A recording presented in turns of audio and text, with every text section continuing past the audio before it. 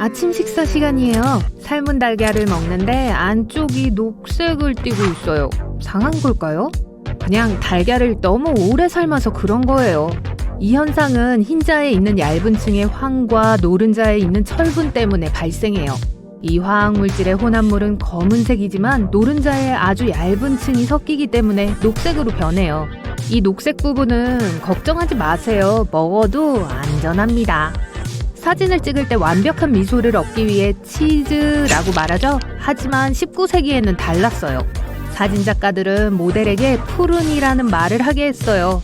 그 이유는 입을 오므린 오리 같은 표정을 얻기 위해서였습니다.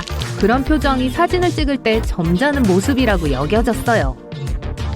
딸기는 심지어 베리로 여겨지지도 않고 오히려 위과 혹은 더 나아가 복합과로 구분됩니다. 우리는 딸기에 있는 아주 작은 갈색 혹은 흰색의 것을 씨앗이라고 생각해요. 하지만 그건 사실 과육에 붙어있는 개별 과일입니다. 하지만 애초에 왜 이런 오해가 시작됐을까요? 그건 수백 년 전 딸기가 스트로베리라는 이름을 얻었을 때 시작됐어요. 하지만 식물학자들이 이 실수를 정정할 때까지 오랜 시간이 걸렸습니다. 공상과학 영화는 종종 실제 우주 탐사에서 영감을 받습니다. 하지만 나사가 공상과학 영화를 본 후에 시행한 것이 하나 있습니다. 1929년 영화 달의 여인은 기대감을 고조시키는 카운트다운을 소개했어요. 나사는 이것이 도움이 된다는 것을 발견했고 1969년에 그것을 사용하기 시작했습니다. 카운트다운은 신나는 순간일 뿐만 아니라 실용적인 용도도 있어요. 매번 발사할 때마다 대규모의 팀이 마지막 순간까지 완벽하게 동시에 일하는 데 도움이 됩니다. 다음에 먹음직스러워 보이는 사과를 볼 때 입맛이 떨어질지도 모르는 정보가 있어요. 보통 8월에서 11월경에 수확되는 반짝이는 슈퍼마켓의 사과는 뜨거운 왁스로 덮인 다음 뜨거운 공기로 말려서 차가운 저장고로 보내집니다. 슈퍼마켓에 도착해서 신선해 보이기 전까지 6개월에서 12개월 동안 창고에 보관되어 있었어요. 여기 절대 할 수 없는 일이 있어요. 코를 막고 콧노래를 불러보세요. 공기를 위한 출구가 없어서 어떤 소리도 내는 것이 물리적으로 불가능해요.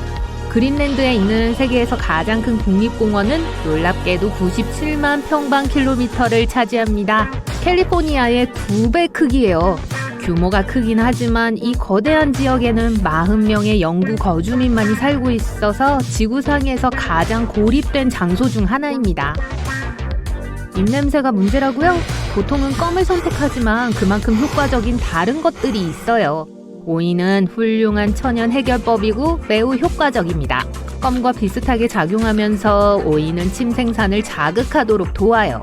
하지만 다른 냄새 퇴치제와 다른 점은 수분 함량입니다.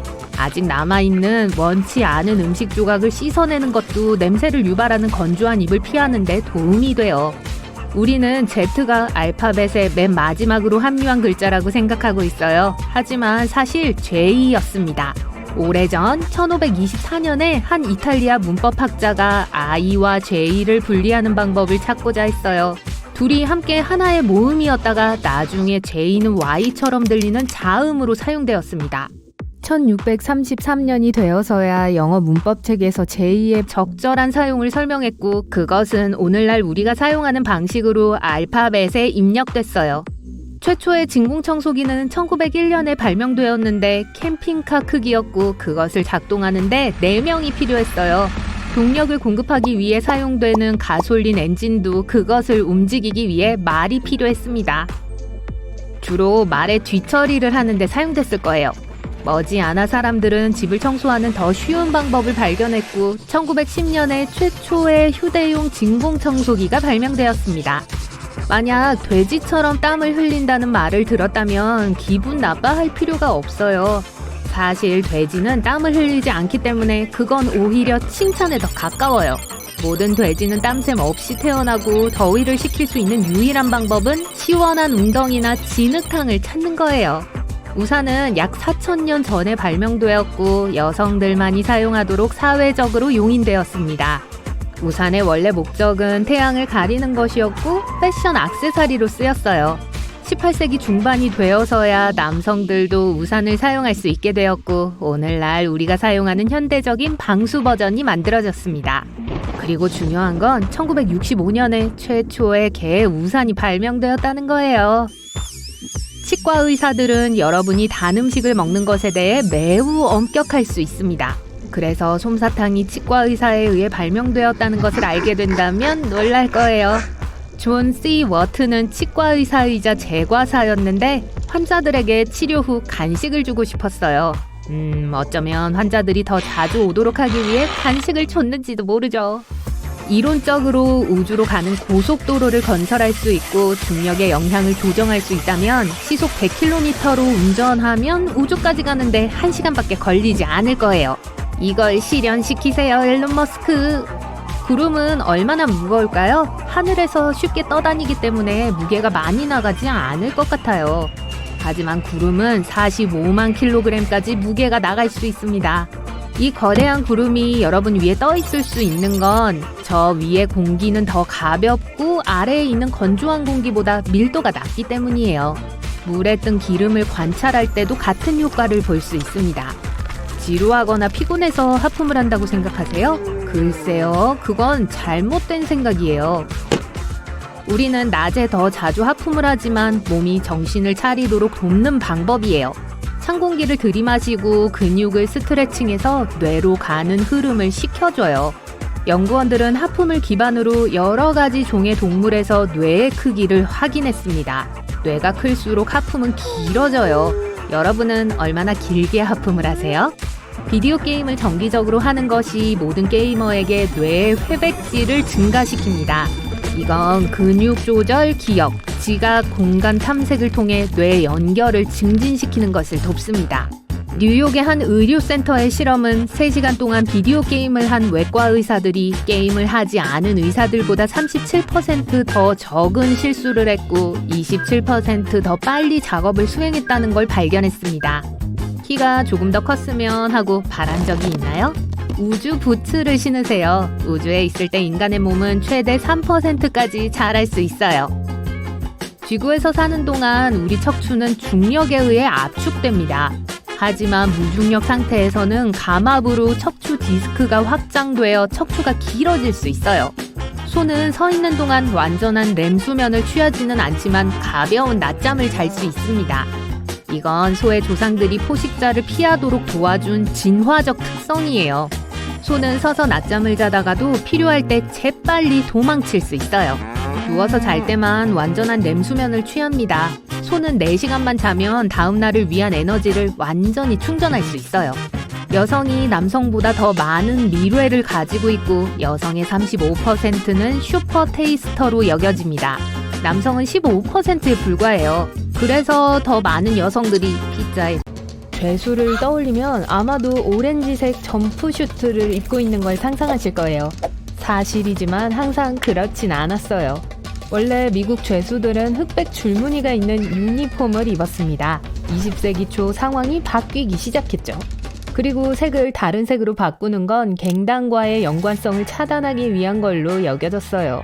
오렌지색 점프슈트는 70년대에 등장했어요. 수감자들이 그걸 항상 입고 있는 건 아니에요. 이송되거나 밖으로 나갈 때만 입어요. 왜냐고요? 더 높은 가시성을 위해서죠. 눈에 띄는 오렌지색 옷을 입어서 수감자는 도망갈 수 없고 군중 속으로 쉽게 사라질 수 없어요. 좋아요. 유니폼을 더 볼게요. 예를 들어 우주비행사들은 항상 흰색 옷을 입는데 그럴 만한 이유가 있어요. 우주는 안전한 장소가 아니에요. 그리고 온도는 아주 극단적이죠. 녹을 것 같았다가 얼 것처럼 추워지곤 해요. 흰색은 열을 가장 잘 반사하는 색이고 우주복의 냉난방 시스템에 좋아요. 마지막으로 우주의 어둠 속에서 흰색이 가장 눈에 띄는 색이기 때문에 그것도 또 다른 이점이고요. 좋아요. 일리는 있지만 그렇다면 소방관들은 왜 열을 반사하기 위해 흰색을 입지 않죠? 화염에 둘러싸여 있을 때 유니폼 색은 별 차이가 없어요. 그리고 흰색의 문제는 재와 먼지로 덮여 더 이상 흰색으로 보이지 않는다는 거예요. 검은색이나 갈색은 그런 문제가 별로 없거나 적어도 눈에 잘 띄지 않을 거예요. 소방관 유니폼에는 반사 줄무늬가 있어서 더 눈에 잘 띄게 해줘요. 다음으로 생각나는 직업은 경찰인데요. 경찰은 무슨 색을 입죠? 네, 짙은 파란색이요. 경찰 부서는 19세기 초 영국에서 생겨났어요. 경찰 제복은 그때 이미 흰색과 빨간색 옷을 입고 있던 군인과 쉽게 구분할 수 있게 파란색으로 만들어졌죠. 몇십 년 후 미국의 경찰서가 설립되자 그 전통을 따랐어요. 흥미롭게도 유니폼 색은 한 번도 변하지 않았어요. 알고 보니 아주 실용적인 색이었어요. 어떤 얼룩도 보이지 않았죠. 그리고 밤에 경찰관은 눈에 띄지 않고 용의자를 추적할 수 있기 때문에 아주 도움이 돼요. 의료 종사자들은 보통 파란색이나 녹색 유니폼을 입어요. 거기에는 이유가 있어요. 20세기 이전에는 의료진들이 수술을 할 때조차도 평상복을 입었어요. 의학이 발전하면서 사람들은 모든 게 얼마나 세균이 있는지 없는지에 더 많은 주의를 기울이기 시작했어요. 그래서 유니폼을 입기 시작했어요. 처음에는 순수함을 의미하는 흰색이었어요. 하지만 문제는 흰색 유니폼에서 몇몇 얼룩을 씻어내기가 아주 어려웠다는 거예요. 흰색은 순식간에 녹색으로 변했어요. 그래서 녹색과 파란색으로 만드는 게 이치에 맞았던 거예요. 또 다른 이유가 있어요. 외과 의사들은 업무 중에 대부분 빨간색에 집중해요. 파란색과 녹색은 정확히 스펙트럼의 반대쪽에 있습니다. 그래서 만약 다른 모든 것들이 청록색이라면 빨간색이 훨씬 더 두드러지죠. 하지만 모두가 똑같은 색을 입을 거라고 생각했다면 오산입니다. 많은 병원에서 각각의 부서들이 색으로 구분되어 있어요. 그러니까 부서마다 다른 색의 수술복을 입어서 사람들과 다른 의사들이 그 사람이 누구인지 쉽게 알 수 있고 간호사, 외과 의사, 그리고 내과 의사들을 바로 구별할 수 있어요. 특정한 요청에 맞는 사람에게 연락하는 데 도움이 된다는 거죠. 의사들 복장에 대해 제일 귀여운 디테일은 아마도 크록스일 거예요. 왜 이 신발을 좋아하는 걸까요? 알고 보니 씻고 소독하기 제일 쉬워서래요. 신발의 고무는 손으로 또는 기계로 빨 수 있고 신발에 어떠한 손상도 생기지 않아요. 또 확실히 부드럽고 편안하고 통기성이 있어서 며칠을 서서 보내는 사람들에겐 최고의 신발이에요. 왜 대부분의 의사들이 글씨를 엉성하게 쓰는지 궁금해 보신 적 있나요? 의과대학에 특별 수업이 있는 건 아니에요. 이게 왜 흔하냐면 의사들은 항상 바쁘고 가능한 한 빨리 글을 써야 하기 때문이에요. 그래서 글씨체에 신경 쓸 시간이 없는 거예요. 또 그날 여러분에게만 처방전을 써준 게 아니란 걸 명심하세요. 의사들은 종종 약 10시간 연속으로 많은 서류 작업을 해요. 그래서 필체에 신경 쓰기에는 너무 피곤한 거예요. 대부분의 나라에서 웨딩드레스는 일반적으로 흰색이지만 이 전통은 여러분이 생각하는 것만큼 오래되지 않았어요. 19세기까지 웨딩드레스의 색은 랜덤이었어요. 기본적으로 신부는 자기가 소유한 가장 좋은 드레스를 입었죠. 종종 그게 흰색이 아니었던 거예요. 아시다시피 옛날에 수돗물이 없었을 때 흰색은 실용적인 색이 아니었어요. 왕실의 여성 구성원들은 보통 빨간 드레스를 입고 결혼했어요. 1840년 빅토리아 여왕이 흰 드레스를 입고 결혼하면서 전통이 바뀌었죠. 처음에는 흰색이 애도와 관련이 있었기 때문에 불쾌하게 여겨졌어요. 그래서 축제의 색은 아니었던 거죠. 하지만 10년도 채 지나지 않아 흰색은 널리 받아들여졌고 대신 순수와 순결과 연관되기 시작했어요. 결혼식에 대해 좀 더 이야기할게요. 전형적으로 약혼 반지와 결혼 반지는 네 번째 손가락에 끼는데 이 전통은 고대 이집트, 로마, 그리고 그리스로 거슬러 올라가요. 사람들은 그 손가락에 반지를 끼는데 왜냐하면 이 특별한 손가락 안에 심장으로 곧바로 이어지는 정맥이 있다고 믿었기 때문이에요. 이 손가락에 반지를 끼우는 건 그 사람의 마음을 빼앗겼다는 걸 상징했어요. 원래 사람들은 왼손은 불운하다고 믿었기 때문에 반지는 오른손에 착용했어요. 어떤 문화권에서 나중에 왼손으로 바뀌었죠. 어떤 나라에서는 사람들이 결혼식 전에 오른손에 약혼 반지를 끼고 결혼식 후에 왼손으로 바꿔 껴요. 하지만 항상 네 번째 손가락에 해요. 우리는 이제 심장으로 통하는 정맥이 없다는 걸 알지만 전통은 남아있죠. 세계 거의 모든 곳에서 분홍색은 여자들 색으로, 파란색은 전통적으로 남자들 색으로 여겨지죠. 왜 그런지 궁금해서 좀 추적해봤는데요. 알고 보니 원래는 반대였어요. 강한 색으로 분홍색이 남자아이들과 관련이 있었고 좀 더 차분한 색으로 파란색이 여자아이들에게 할당됐어요. 후에 분홍색이 낭만적인 붉은색조로 보이면서 색이 다시 지정됐죠. 19세기에 여성 해방운동이 성별의 색을 부여하는 것에 거의 종지부를 찍었어요. 하지만 그러고 나서 1960년대에 사람들은 태어날 아기의 성별을 알아내는 법을 알게 되었고 성별 공개 파티를 열기 시작했어요. 회사들은 분홍색과 파란색 성별을 반영한 물건들을 팔아 돈을 벌 수 있을 거라 판단했어요. 그리고 그렇게 파란색은 남자아이, 분홍색은 여자아이라는 규칙이 확립되었죠. 블루 라스베리는 존재하지 않기 때문에 블루 라스베리 맛은 일반 라스베리에 더 가까워요. 하지만 무슨 이유에선지 라스베리 맛 아이스크림은 파란색이에요. 베리 자체가 분홍색이나 빨간색인데 왜 그런 거죠? 현실적인 이유인데요. 혼란을 줄이기 위해서예요. 여러분이 아이스크림 한 팩을 생산해서 맛의 색을 할당한다고 상상해 봅시다. 사과 맛 나는 건 아마도 녹색일 거고 레몬 맛이 나는 것은 노란색일 거예요. 쉽죠? 이제 딸기가 있으니 빨간색이어야겠죠. 또 체리? 또 빨간색이요. 수박이요? 빨간색. 그리고 이제 산딸기. 또 빨간색이네요. 잠깐만요. 빨간색 4개는 너무 많아요. 사람들이 그걸 어떻게 구별해요? 그래서 라스베리 아이스크림은 파란색으로 만들어졌고 존재하지 않는 블루 라스베리라고 불려요. 좋아요. 이제 달걀 미스테리예요. 왜 그중 일부는 흰색이고 일부는 갈색인 걸까요? 어떤 요인이 그렇게 만드는 걸까요? 보아하니 색은 암탉의 품종에 달려 있었어요. 전형적으로 흰 닭들이 흰 알을 낳고 어두운 닭들이 갈색 알을 낳아요. 하지만 같은 종의 닭이라도 특정 암탉의 유전에 따라 다른 색깔의 알을 낳을 수 있어요. 만약 갈색 달걀과 흰색 달걀에 어떤 차이가 있는지 궁금했다면 답은 없음이에요. 껍질 색깔의 차이일 뿐 그 이상도 이하도 아니에요.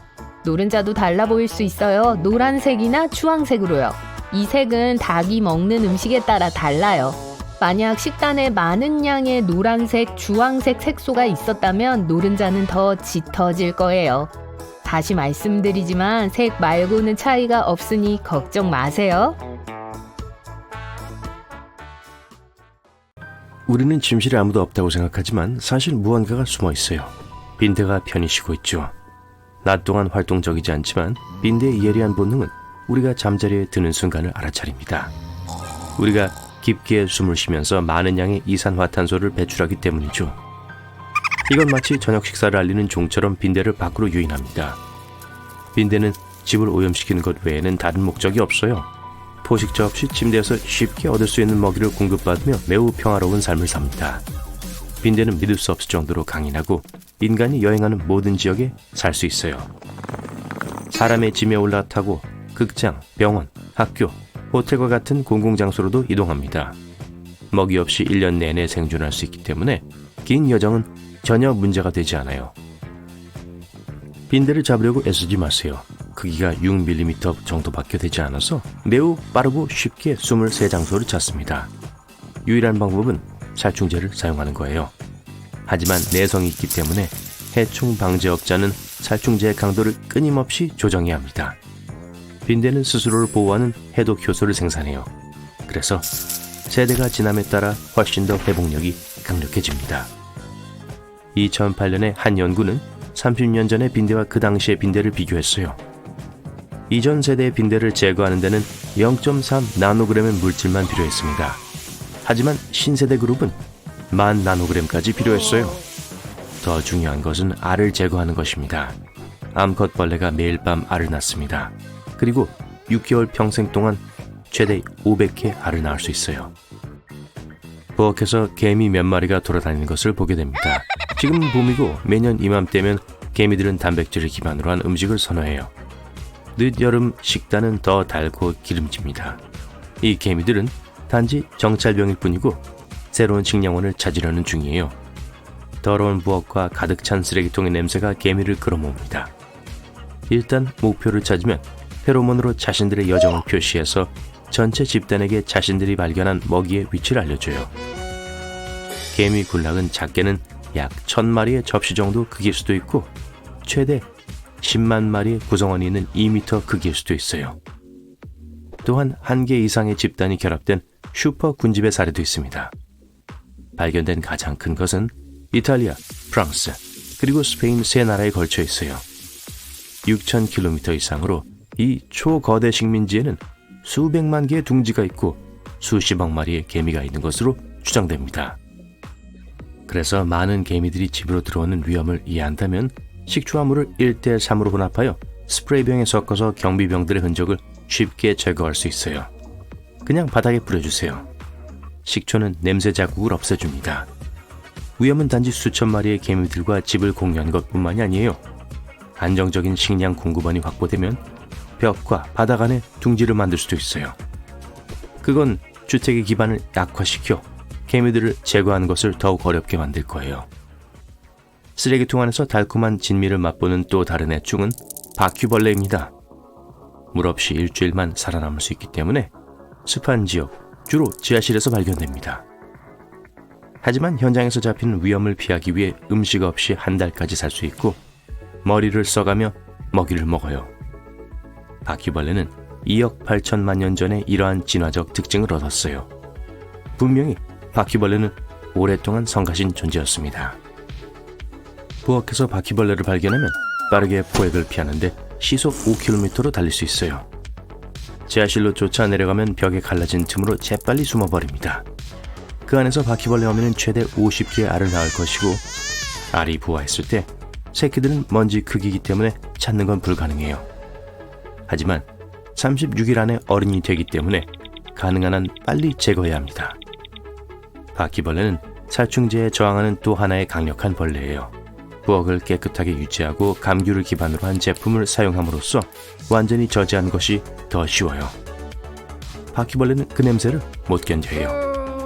하지만 이미 바퀴벌레가 들끓고 있다면 양파를 잘게 썰어서 베이킹소다를 뿌려보세요. 바퀴벌레가 양파를 먹으면서 자신도 모르게 베이킹소다를 섭취합니다. 그것은 위의 액체와 반응하여 팽창하여 터지게 만들어요. 상자를 열다가 그 안에 존벌레가 들어있는 것을 보고 깜짝 놀랍니다. 존벌레가 좋아하는 장소로 쉼터를 제공하고 편안하게 여행할 수 있어요. 종이, 반지, 천은 녹말과 설탕 함량이 높아서 존벌레에게 끝없는 식량 공급원이 됩니다. 정말 잘 잡히지 않고 오랫동안 잠복해 있을 수 있어요. 그래서 집에 전혀 없는 것처럼 보일 뿐이에요. 인간에게 무해하지만 옷을 손상시키고 음식을 오염시킬 수 있습니다.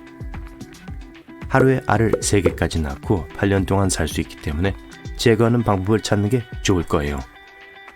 그리고 존벌레의 수가 증가함에 따라 포식성 곤충들이 곧 따라옵니다. 지네는 존벌레가 있는 집에 끌립니다. 지네는 존벌레의 이동을 빠르게 따라가고 지하실과 같은 습한 환경을 선호해요. 지네는 초당 0.3m의 놀라운 속도 때문에 탈수증에 걸리기 쉽습니다. 하지만 먹을 존벌레가 다 떨어져도 떠나기를 거부해요. 긍정적인 면도 있어요. 그러면 지네는 바퀴벌레, 나방, 위험한 거미, 그리고 심지어 빈대를 포함한 다른 성가신 해충들을 제거하기 때문이죠. 아무리 집에서 얌전히 군다고 해도 지네의 15쌍의 다리를 꿈틀거린 걸 보면 소름이 끼치지 않을 수 없을 거예요. 그렇다면 다른 해충을 제거해서 먹이를 없애면 지네를 없애는 데 도움이 될 거예요. 백리향은 지네와 지네의 먹이가 되는 해충 모두에게 훌륭한 천연 억제제입니다. 집 주변에 심으면 눈에 보이지 않는 장벽을 제공할 거예요. 잎을 살짝 움켜쥐면 내부의 화학물질이 방출돼요. 하지만 비록 집에 있는 곤충들이 대부분 해충이지만 어떤 곤충들은 실제로 도움이 될 수 있습니다. 만약 호주에 있다면 집안에서 농발거미를 흔히 발견하게 돼요. 이 거미들은 꽤 크고 무서워 보일 수 있어요. 하지만 그 거미들은 도우러 왔어요. 농발거미는 2년 반 동안 살 수 있어요. 어떤 사람들은 심지어 이 거미를 애완동물로 기르기도 합니다. 낮 동안엔 평화롭게 잠자고 벽 위에 잘 보이지 않는 곳에 붙어 있고 손이 닿지 않는 곳에서 피해를 주지 않아요. 그리고 여러분이 밤에 잠자리에 들 때 집새를 벌기 위해 나갑니다. 그리고 집안에 있는 성가신 벌레들을 모두 제거하기 시작해요. 농발거미는 지하실로 움직이면서 천천히 아무것도 눈치 못 챈 먹잇감을 추적합니다. 오늘의 메뉴에 바퀴벌레로 결정했어요. 바퀴벌레는 가장 좋아하는 것 중 하나예요. 바퀴벌레는 사람이 잠든 것을 알고 깨어납니다. 그러고 나서 달콤한 쓰레기 주스를 찾아서 자신감 있게 계단을 향해 돌진해요. 하지만 그 길에서 농발거미가 기다리고 있어요. 매복이에요. 바퀴벌레는 덫에 걸려들고 거미는 모습을 드러냅니다. 바퀴벌레는 놀라서 도망치려고 해요. 하지만 농발거미는 세계에서 가장 빠른 거미 중 하나예요. 뛰어난 사냥꾼이기도 하죠. 농발거미는 사람들에게 믿을 수 없을 정도로 수동적이고 그저 집에 있는 것을 좋아해요. 만약 농발거미를 제거하려고 한다면 도망가서 숨어버릴 거예요. 궁지에 몰아넣을 때만 공격적이 됩니다. 원하는 건 가족의 일부가 되어 무료로 여러분의 해충 제거를 하는 것 뿐이에요. 만약 운이 없어서 그런 훌륭한 룸메이트가 없다면 야생에서 하나 사람들은 굉장한 아이디어를 생각해내죠. 그쵸? 제 말은 막대기에 사탕을? 어떻게 거기에 그리고 왜 그런 걸 만들었죠? 그리고 롤리팝이라는 이름은요. 인기 간식들의 역사와 사실들을 살펴봅시다. 좋아요. 첫 번째로 늘 롤리팝이라고 불린 건 아니에요. 이름에 대해서는 좀 이따가 알아보도록 하죠. 하지만 최초의 막대 사탕 같은 달콤한 간식은 수천 년 전 여전히 동굴에서 살면서 지구를 돌아다녔던 사람들에 의해 발명되었을 가능성이 높아요. 역시 우리는 그들이 꿀을 즐겼고 꿀벌 집에서 꿀을 모으기 위해 막대기를 썼다는 걸 알아요. 기억하세요. 이건 사람들이 음식이나 그런 다른 것에 관한 한 아주 적은 자원을 갖고 있었던 오래전의 일이에요. 그래서 그들은 하나도 낭비되는 걸 원치 않았기 때문에 아마도 꿀 한 방울까지 다 먹기 위해 막대기를 핥게 되었을 거예요. 고대 이집트인들은 또한 자신들만의 롤리팝이 있었어요. 다양한 과일과 견과류를 가져다가 꿀에 절였어요. 물론 그게 음식의 맛을 더 좋게 만들었지만 보다 오래 보존하는 데도 도움을 주었어요. 설탕 함량이 아주 높기 때문에 꿀은 음식을 손상시키고 더 빨리 상하게 할 수 있는 해로운 세포로부터 수분을 밀어내요. 손가락에 끈적거리는 꿀을 묻히는 걸 피하기 위해 그들도 이 간식을 먹을 때 막대기를 썼어요. 설탕이 일반 대중들에게 훨씬 더 많이 이용 가능하게 된 1600년대로 빨리 감기 해볼게요. 우린 영국인들이 끓인 설탕 사탕 간식을 좋아했고 그걸 막대기에 찍어 더 쉽게 즐길 수 있게 만들었다는 걸 알죠. 우리가 롤리팝이라는 용어를 생각해낸 게 아마도 이 시기일 거예요. 언어학자들이 롤리팝이 기본적으로 혀를 때리는 이라고 번역된다고 믿기 때문이죠. 어째서죠? 혀라는 단어는 종종 영국 북부에서 롤리라는 단어로 썼어요. 그리고 팝은 때린다를 의미하죠. 롤리팝의 타임라인은 1912년으로 우리를 데려가요. 사무엘 본이라는 사람이 실제로 사탕에 막대기를 삽입하는 장치를 발명했을 때예요. 이게 너무 유명해져서 사무엘은 1916년 샌프란시스코시에 열쇠를 수여받았어요. 하지만 1908년에 제과 회사를 운영했던 조지 스미스라는 남자가 오늘날까지 우리가 알고 사랑하게 된 막대 사탕의 버전을 발명한 공로를 인정받았죠. 그는 심지어 1931년에 그 이름을 상표로 등록했어요. 그는 그 간식의 이름이 롤리팝이라는 유명한 경주마에서 유래했다고 주장했어요. 아직도 이 이름에 대한 약간의 경쟁이 있다는 걸 지금쯤이면 눈치채셨겠지만 우리가 확실히 아는 건 롤리팝이 점점 더 인기를 얻었고 그 이후로도 그렇게 남았다는 거예요. 제 말은 어떤 현대 회사들은 하루에 300만 개의 사탕을 생산할 수 있고 그 수는 계속해서 증가하고 있다는 거예요. 지금까지 만들어진 가장 큰 막대 사탕은 2012년으로 거슬러 올라가야 해요. 당시 캘리포니아의 한 사탕 제조업체에서 놀라운 초콜릿 맛 막대 사탕을 만들었죠. 무게가 3,175kg 이상 나갔고 높이는 거의 1.5m에 달했어요. 막대기까지 고려하면 이 거대한 막대 사탕의 높이는 3.4m가 넘었어요. 세계에서 가장 유명한 막대 사탕 브랜드 중 하나는 추파춥스예요.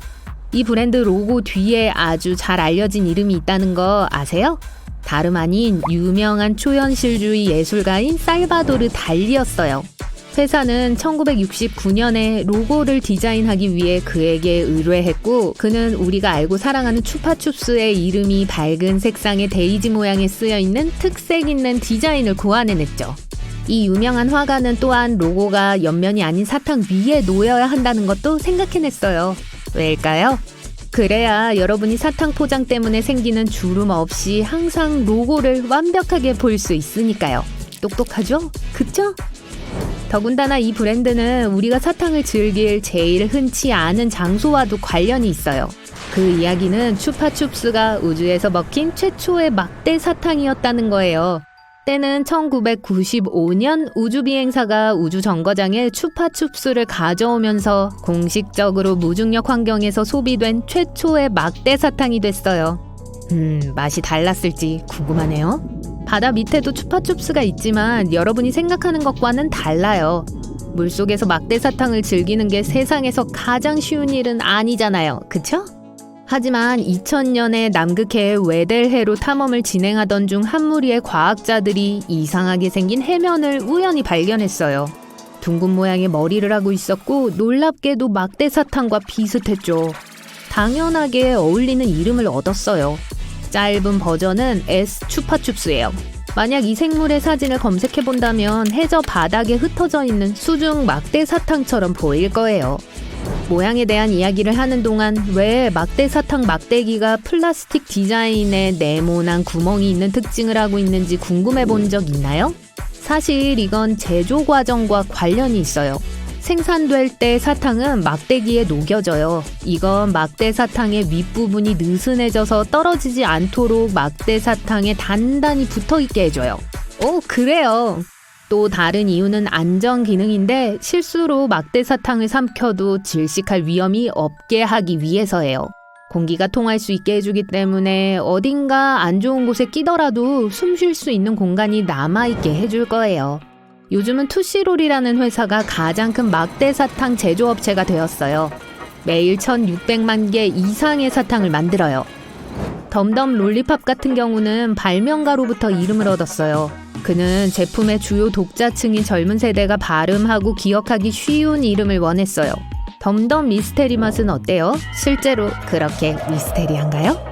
아니요, 제조 과정이 꽤나 간단해요. 한 가지 맛이 다 나올 때 다음 맛이 시작되게 만들어졌어요. 그래서 맛이 그게 뭐든 간에 두 가지 다른 맛의 무작위의 조합으로 나오게 되어 있죠. 그런데 유명한 작가 찰스 디킨스는 막대 사탕과 무슨 관계가 있나요? 알고 보니 현대세계에서 이 이름이 그의 소설 중 하나에 처음 등장했어요. 그때가 1800년대였어요. 막대 사탕이 무조건 달콤하지만은 않아요. 어떤 것들은 사람들을 치료하는 데 사용돼요. 이것들은 전통적인 방법을 어려워하는 어린 사람들에게 특히 유용해요. 하지만 그 막대 사탕들 중 일부는 절대적으로 어른들을 위한 거예요. 만약 이 달콤한 간식에 열렬한 팬이라면 매년 7월 20일에 멋진 축하 행사를 준비하고 싶을지도 몰라요. 그때가 미국 사람들이 막대 사탕의 날을 기념하는 날이에요. 이날은 서로에게 막대 사탕을 주는 게 흔한 일이죠. 일부 상점들은 이 행사를 위해 독특한 상품들을 출시하고 최고 상품들을 전시하기도 해요. 그 막대 사탕에는 멋진 세계 기록들도 붙어 있어요. 12,831명이라는 놀라운 수의 사람들이 참여한 막대 사탕을 핥는 가장 긴 인간 기차처럼요. 2008년 9월 스페인의 바야돌리드에서 그 행사를 열었어요. 그리고 더 멋진 걸 찾는 분들을 위해 세계에서 가장 비싼 막대 사탕이 1,300만 원 이상의 높은 가격이라는 거 아세요? 막대 사탕 한 개가 아니라 27kg 상당의 제과점 설탕으로 만들어진 의자예요.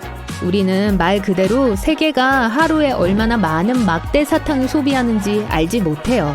하지만 우리는 어떤 나라에 제일 큰 팬들이 있는지 알고 있죠. 그리고 그곳은 독일, 아일랜드, 스위스, 오스트리아, 그리고 영국이에요. 그리고 그걸 그냥 롤리팝이라고 안 불러요. 여러분이 세계 어디에 있는지에 따라 불리는 여기는 아프리카입니다. 독특한 야생동물의 땅, 다양한 문화와 언어가 있는 곳. 무엇보다도 세계에서 가장 큰 열대 사막인 사하라 사막이 있어요. 지금은 낮이고 여러분은 물과 그늘을 찾고 있습니다. 며칠 동안이나 걸어다니면서 그 귀중한 오아시스를 찾으려고 해요. 가까이 있는 것 같지만 지평선은 계속 늘어납니다. 정신은 피곤하고 몸은 모든 열기를 느끼고 있어요. 마치 매운 고추 한 접시를 다 먹은 것처럼 많은 땀을 흘렸어요. 더위는 기온이 평균 38도에 달합니다. 이건 당연한 일이에요. 이곳은 세계에서 가장 큰 뜨거운 사막이니까요. 열대 사막 중에서요. 왜냐하면 세계에서 가장 큰 사막은 사실 추운 사막이거든요. 남극과 북극에 위치해 있습니다. 얼음으로 뒤덮인 남극 대륙에 얼어붙은 사막은 100만 개의 로스앤젤레스 국제공항 크기에 맞먹습니다. 북극 사막은 그것보다 조금 더 작아요. 잘 모르시는 분들을 위해서 사하라 사막은 북아프리카에 위치해 있습니다. 대서양에서 홍해까지 쭉 뻗어 있어요. 약 10만 개의 디즈니 월드 테마파크를 나란히 둘 수 있을 만큼 충분히 넓은 지역을 차지하고 있습니다. 과학자들에 따르면 사하라 사막의 경계가 넓어지고 있다고 해요. 사막은 보통 아열대 기후에서 해들리 순환이라고 불리는 것에 의해 형성됩니다.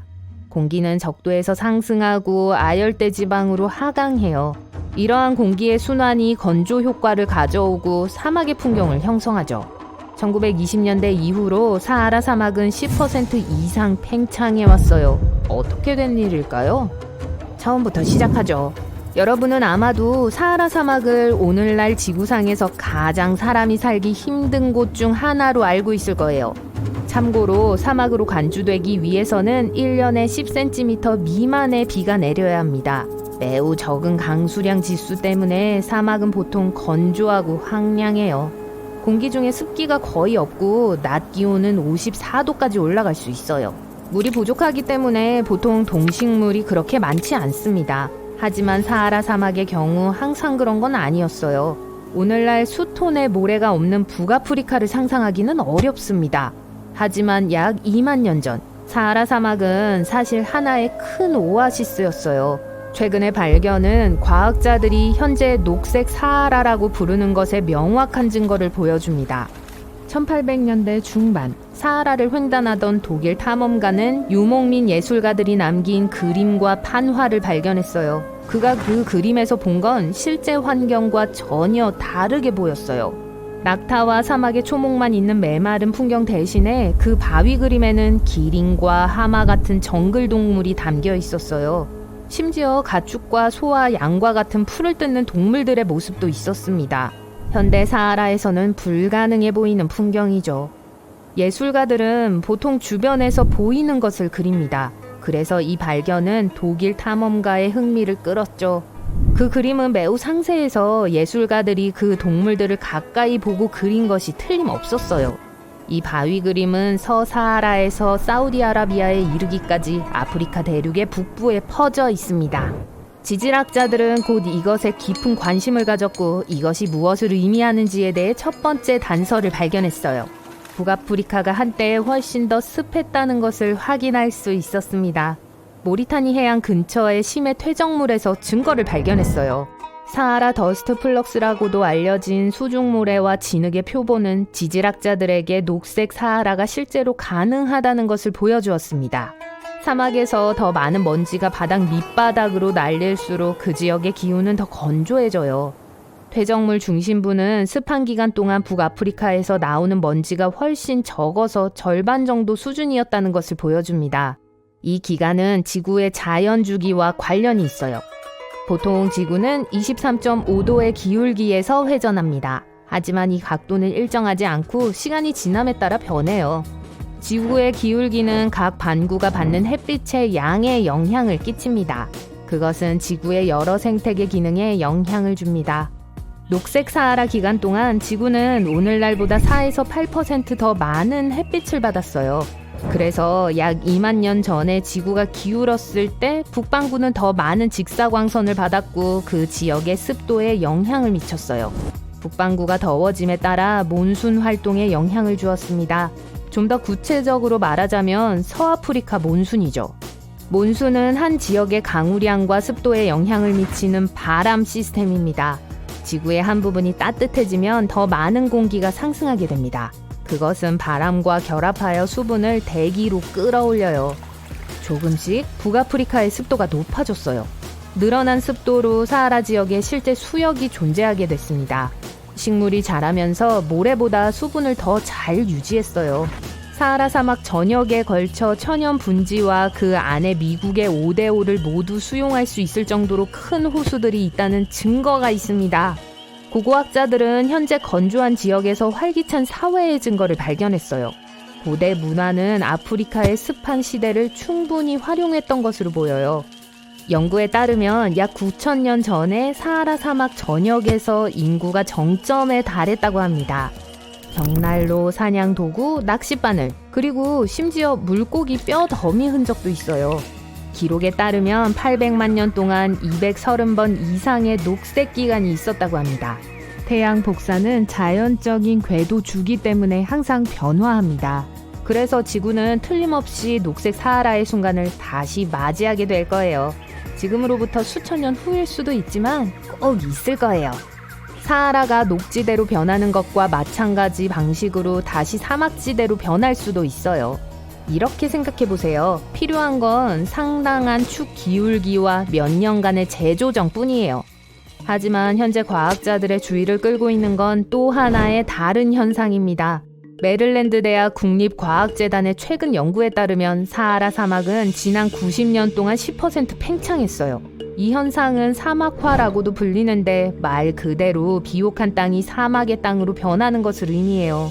사하라 사막은 현재 사헬의 반건조 지역을 침범하고 있습니다. 1950년 이 지역은 3,100만 명의 사람들이 살고 있었어요. 오늘날 그곳의 인구는 1억 명이 넘어요. 이러한 급속한 인구 증가는 사하라 사막의 확장에 크게 기여했습니다. 한때 유목민이었던 농부들이 정착하기 시작했어요. 토지 이용이 많아짐에 따라 토양이 약화됐습니다. 식량 수요로 인해 땅이 너무 많이 경작되어 지금은 사막으로 변해가고 있어요. 이 연구는 또한 자연적인 기후 주기가 사하라와 사헬의 강우량에 영향을 미칠 수 있다는 것을 보여줍니다. 과학자들은 사하라 사막뿐만 아니라 모든 사막이 변덕스럽다고 합니다. 사막의 경계는 건조한 겨울에는 확장되고 더 습한 여름에는 수축될 수 있어요. 사하라의 남쪽에는 차드 분지가 있어요. 그곳은 현재 사하라 사막의 팽창을 보여주는 지표 역할을 하는 자연적인 수역입니다. 차드 분지는 사하라 사막이 남쪽으로 팽창하고 있는 지역에 위치해 있어요. 메릴랜드 대학의 대기 및 해양 전문가는 이 지역 전체에서 강우량이 크게 감소했다고 설명합니다. 줄어든 강우량 때문에 분지 전체에 걸쳐 물은 더 적어지고 심지어 차드 호수마저 말라가고 있어요. 사하라 사막과 마찬가지로 세계에서 가장 건조하다고 여겨지는 칠레의 아타카마 사막도 팽창하고 있어요. 이곳은 산티아고시의 북쪽에 위치해 있고 남쪽 국경은 칠레의 수도를 향해 확장되고 있어요. 기후가 점점 더 건조해지고 있기 때문에 산티아고시는 건조하거나 반건조 지역으로 변할 위험이 있습니다. 수세대에 걸쳐 농경과 가축에 의존해온 한때 비옥했던 지역 강의 계곡은 칠레 땅이 사막으로 변하면서 수입원이 줄고 있어요. 2010년 이후로 산티아고는 평균 한 노인이 욕실에 서서 거울을 들여다보고 있습니다. 동공이 점점 넓어지고 머리카락이 곤두서고 공포에 질려 입이 떡 벌어지네요. 아니요, 자기 모습을 보는 걸 두려워하는 게 아니에요. 방금 자신의 인생에서 가장 무서웠던 날을 떠올린 겁니다. 30년이 지났지만 여전히 두려움 없이 거울을 볼 수 없어 하네요. 노인이 눈을 감자 공포는 사라지고 추억이 찾아옵니다. 매트와 루시는 시골에서 주말 함께 보낼 예정이었습니다. 번잡한 도시와 스트레스에서 벗어나 쉬려고 했어요. 루시는 인터넷에서 완벽한 장소를 찾았습니다. 적당한 가격으로 호수 바로 옆에 있는 아늑한 집을 예약했어요. 운이 좋았다며 예약 조건을 보지도 않고 이틀 전에 돈을 냈습니다. 이 커플은 차에 탔어요. 매트는 엑셀을 밟고 둘은 미소를 짓고 있습니다. 이들은 아직 어떤 악몽이 닥칠지 전혀 모르고 있었어요. 우리의 주인공들은 숙소에 도착합니다. 실제 숙소는 웹사이트의 사진과 똑같아 보여요. 호수와 숲 바로 옆에 있는 아름다운 2층 집입니다. 모든 게 좋아 보이지만 주인이 좀 이상해요. 키가 큰 노인으로 교활한 미소를 짓고 있습니다. 매트와 루시에게 열쇠를 주고 재밌게 놀다 가라고 했어요. 그리고 나서 주인은 오토바이를 타고 떠나버렸습니다. 매트와 루시는 집을 확인하고 주변을 둘러봤어요. 매트는 나무에 걸려있는 CCTV를 발견했습니다. 주인이 안전을 위해 설치한 것 같네요. 루시는 농담으로 집에는 카메라가 없었으면 좋겠네 라고 했어요. 날이 저물자 둘은 저녁을 만들고 영화를 봤어요. 매트는 화장실로 걸어 들어갑니다. 세수를 했는데 물방울이 거울로 튀었어요. 손바닥으로 유리를 닦다가 뭔가 소름 끼치는 것을 알아차렸어요. 반사되는 표면에 손톱 끝을 댔는데 공간이 없어요. 매트는 진짜 거울에서는 손톱과 반사된 손톱 사이에 약간의 거리가 있다는 것을 확실히 알고 있습니다. 하지만 거리가 거의 없고 손가락이 반사된 손에 닿는다면 이건 가짜 양방향 거울이란 뜻이에요. 즉 여러분도 자기 자신을 볼 수 있지만 다른 쪽에 있는 누군가가 여러분을 지켜보고 있다는 거예요. 확실히 하기 위해 매트는 빛이 시야를 방해하지 않도록 손을 움츠려 거울 주위에 대고 눈을 거울에 가까이 가져갔습니다. 다른 세계를 보려는 거죠. 그리고는 알아챘습니다. 분명 거울 뒤에 다른 공간이 있는 거예요. 누군가 그를 지켜보고 있습니다. 충격을 받은 매트는 거울을 떼어보았습니다. 그러자 작고 어두운 방이 등장했어요. 이게 뭐죠? 옆방에서 루시의 비명소리가 들리자 깊은 곳에서부터 몸이 떨리기 시작합니다. 매트는 루시에게 달려갔어요. 루시는 겁에 질린 표정으로 창문을 가리켰어요. 매트는 숲에서 그들이 지켜보고 있는 집주인을 발견했어요. 매트는 루시의 손을 잡고 출구로 이끌었습니다. 지금 당장 이곳을 떠나자. 매트는 손잡이를 눌렀지만 문이 열리지 않아요. 열쇠를 자물쇠에 넣으려고 했지만 무언가가 걸려 있습니다. 대부분의 경우 열쇠가 맞지 않을 때는 기름을 칠하기만 하면 됩니다. 하지만 갑자기 문제가 발생하면 교체를 해야 하죠. 왜냐하면 그건 누군가가 이 집에 들어가기 위해 자물쇠를 부수려 한 것이기 때문이에요. 또 누군가가 소리를 엿듣기 위해 마이크나 다른 장치를 자물쇠에 삽입했을 수도 있습니다.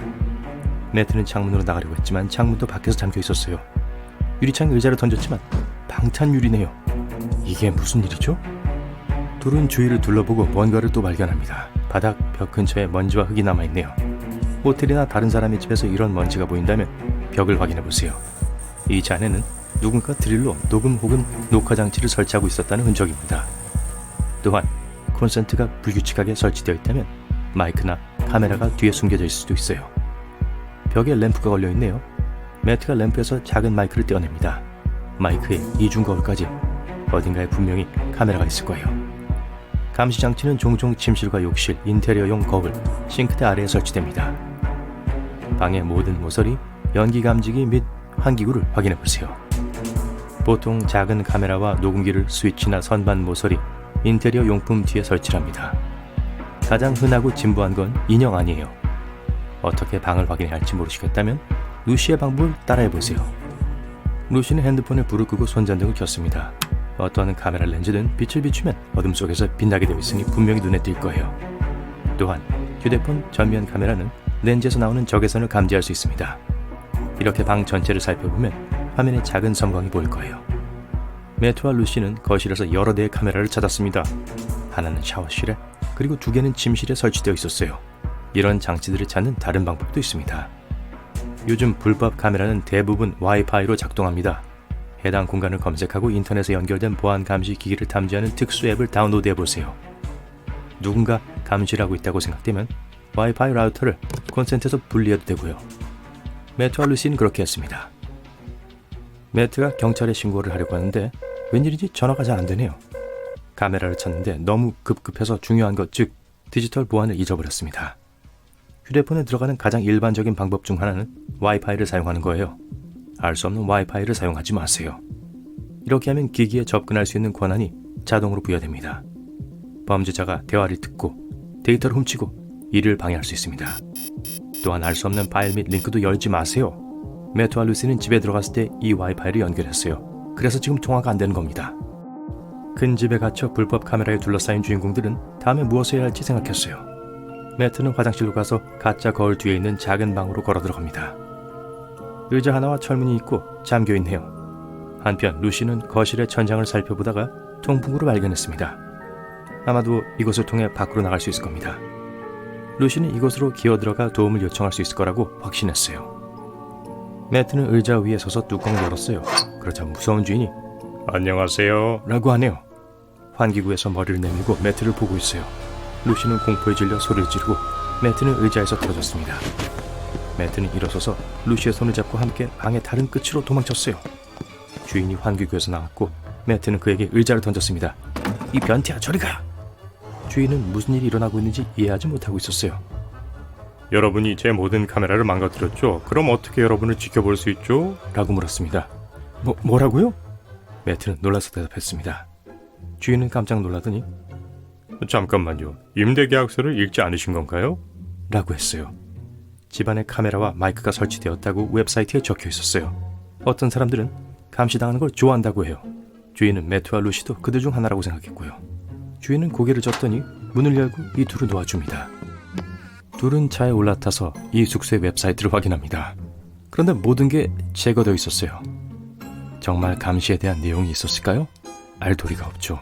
그리고 이들은 이번 주말을 절대 잊지 못할 거예요. 이제부터 그들은 항상 임대 조건을 읽을 겁니다. 집주인은 웃는 얼굴로 떠나는 차를 지켜봅니다.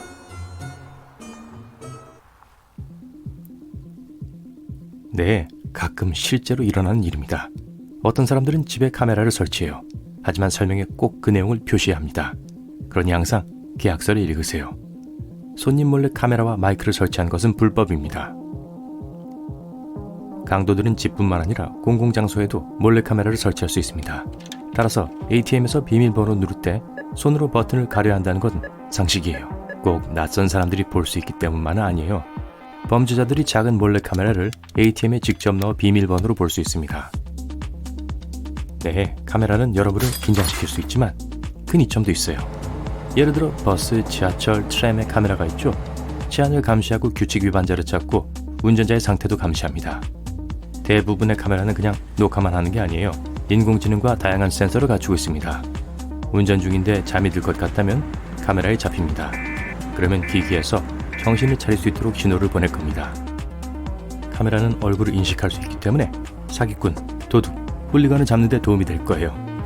이러한 감시는 불법 행위의 수를 줄여주겠죠.